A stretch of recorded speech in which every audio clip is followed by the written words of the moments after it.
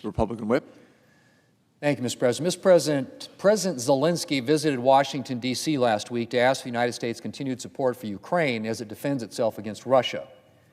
And as someone who strongly believes that it is in our national security interest to aid Ukraine as well as our allies Israel and Taiwan, I'm disappointed that we've not already passed the aid Ukraine needs. But let's be very clear, Mr. President. The reason the Senate has not already passed a national security supplemental is because Democrats so far have chosen to prioritize an open border over aid for our allies. Democrats have known for months that border security is going to be a part of the national security supplemental. After all, the President himself requested border funding in his supplemental request. And Republicans have had a border security proposal on the table literally since the beginning of November. But Democrats wasted weeks refusing to engage in substantive negotiations, even though they were well aware that border security was going to be a requirement for getting this supplemental through both houses of Congress. And now the supplemental will be pushed to January because Democrats have run out the clock to the point where getting a substantive border security deal passed before Christmas is impossible. Mr. President, last week President Biden said that failing to pass the national security supplemental before the holidays would be a Christmas gift to Putin.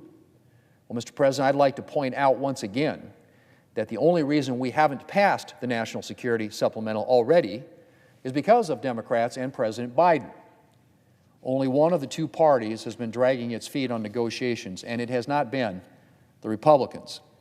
A lot of us Republicans are eager to get Ukraine the aid that it needs, but we cannot, and I say we cannot, tend to our national security interests abroad while ignoring the national security crisis right here on our doorstep.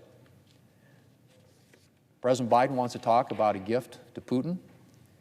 Well, let's talk about the gift the President has been giving to terrorists and criminals and cartels for 3 years now with the chaos we have at our southern border.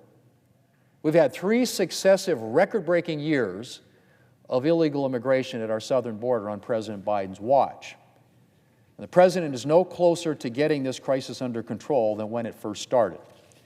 During October, the latest month for which we have data, U.S. Customs and Border Protection encountered 240,988 migrants at our southern border, the highest October number ever recorded.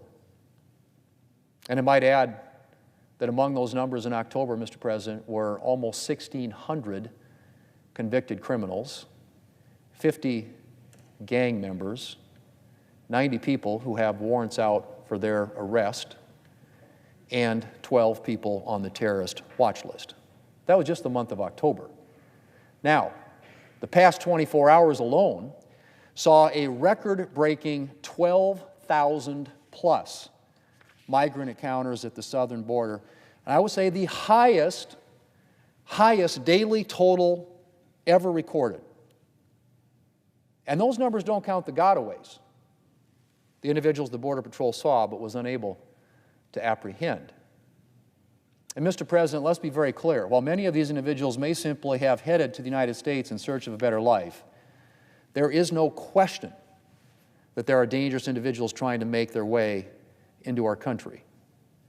During fiscal year 2023, the Border Patrol arrested 169 individuals on the terrorist watch list at the southern border. 169. That was a substantial increase over fiscal year 2022, which was itself a substantial increase over fiscal year 2021. Needless to say, that is not a good trajectory, Mr. President. And again, these numbers only refer to individuals the Border Patrol has actually apprehended. There were 670,000 known gotaways during fiscal year 2023. How many of them were terrorists, criminals, or other dangerous individuals? Well, the answer, Mr. President, is we really don't know. We really don't know. But one thing we do know is that the chaotic southern border and the chaos that we've experienced there cannot continue. Our country cannot be secure while we have 10,000 people a day pouring across our southern border and hundreds of thousands of unknown individuals taking up residence in our country. And think about it. The record that we had yesterday, as I mentioned, well over 12,000, the single highest day that we've ever had on record in terms of people being apprehended illegally at the southern border. If you annualize that number, you're talking about more than 4.5 million people a year. 4.5 million a year. That's way more people than a majority of the states in this country, in the entire United States of America. Mr. President, the federal government is charged with the responsibility for our nation's security. And we owe the American people nothing less than a secure border. And so while I believe it is essential that we get aid to our allies, any supplemental must include measures to address our national security here at home, at the border, as well as our national security interests abroad. I want to thank Senator Langford for his patience and tenacity in working to bring Democrats to the table. Mr. President, after weeks of Democrat intransigence, it is encouraging that the White House has finally, and I say finally, because as I said, we had a proposal on the table at the beginning of November, and the White House finally engaged last Tuesday, finally has stepped up to take on a role in the negotiations. It's just too bad that they didn't do it weeks ago. But I hope that the President and Democrats understand that the only acceptable outcome of negotiations is a solution that meets the challenge at our southern border. Cosmetic measures and superficial tweaks are not going to cut it. So, Mr. President, the ball's in the Democrats' court. We need to get aid to allies like Ukraine. But we cannot pass legislation to do that without addressing the situation at our southern border. I'd like to think that Democrats would see the necessity of addressing our border crisis irrespective of what is needed to get this bill through Congress.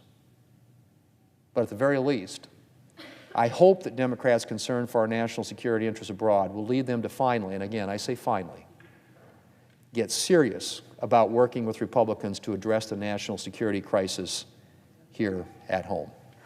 Mr. President, I yield the floor. I yield the floor.